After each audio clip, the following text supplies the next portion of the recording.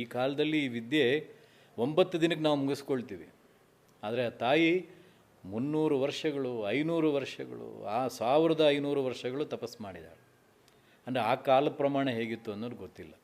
ಹಾಗೆ ಶಿವನ ಸಾನ್ನಿಧ್ಯವನ್ನು ಪಡಿಬೇಕು ಅಂದರೆ, ಆ ಸಿದ್ಧತ್ವವನ್ನು ಪಡಿಬೇಕು ಅಂದರೆ ಈ ಕಾಲ ಬಹಳ ಶ್ರೇಷ್ಠವಾಗಿರ್ತಕ್ಕಂಥದ್ದು. ಎಲ್ಲ ನಮಗೆ ಶಾರ್ಟ್ ಟರ್ಮಲ್ಲಿ ಸಿಗ್ತಾ ಇದೆ.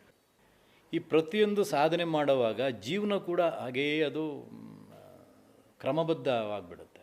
ನೀವೇನೇ ಅಂದ್ಕೊಳ್ತೀರೋ ಅದೆಲ್ಲ ಟೈಮ್ ಟು ಟೈಮ್ ನಿಮಗೆ ಆ ಶಕ್ತಿನೇ ಅಡ್ಜಸ್ಟ್ ಮಾಡ್ತಾ ಹೋಗುತ್ತೆ. ನೀವು ಬಾಧೆ ಪಡೋದೇನಿಲ್ಲ.